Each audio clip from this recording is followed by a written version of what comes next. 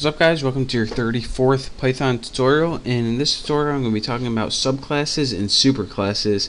And this is kind of a way of how you can use one class to inherit all the traits of another class. And if you work with anything like CSS before, then you probably know a little bit about parent and child and inheritance and stuff like that. But well, let's just go ahead and get started. The first thing we need to do is make a class, and I promise by the end of this tutorial you will know what subclasses and superclasses are. So let's go ahead and make a class, and this is going to be the parent class. So I'm going to name mine parent class. Go figure. And let's put a couple variables in here. var1 equals let's put var1. Just make it a string, and let's go ahead and make another one just for fun. I don't know if we're going to use it or not, but say variable2. Now we have a class with parent class, it's called, and we have two variables in it. But what if we wanted to go ahead and make another class just like this, but we didn't want to type everything out, aka laziness? Well, you can do this. Just make a class, go ahead and name it child class, because it's going to inherit all the characteristics of parent class without having to type anything out.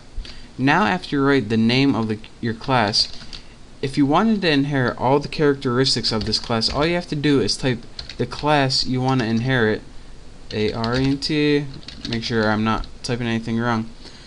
All you have to do is type what class traits you want to inherit as parameters in this class.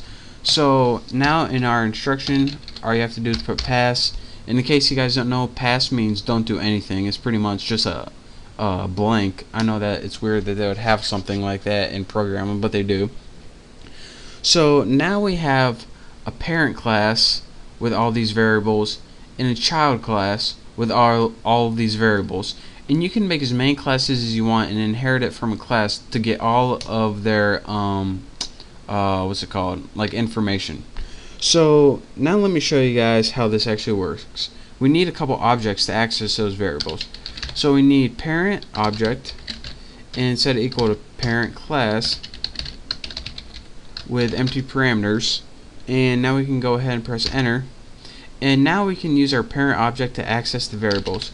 So I shouldn't have typed such long object names, but parent objects var1 equals var1.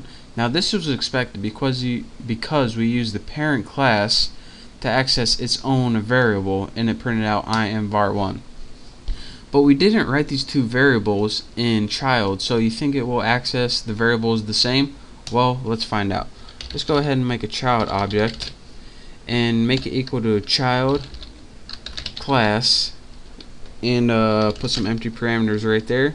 And now we made an object that can access the variables as well. So let's go ahead and put child object dot var1 and see what we get.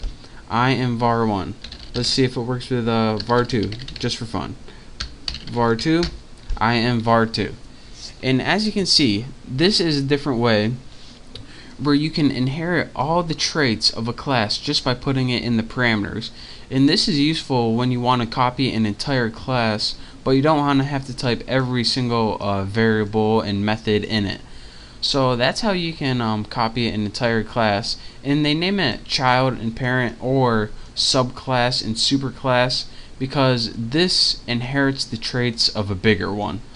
So that is your quick tutorial on parents and child classes, also called subclasses and superclasses by some people.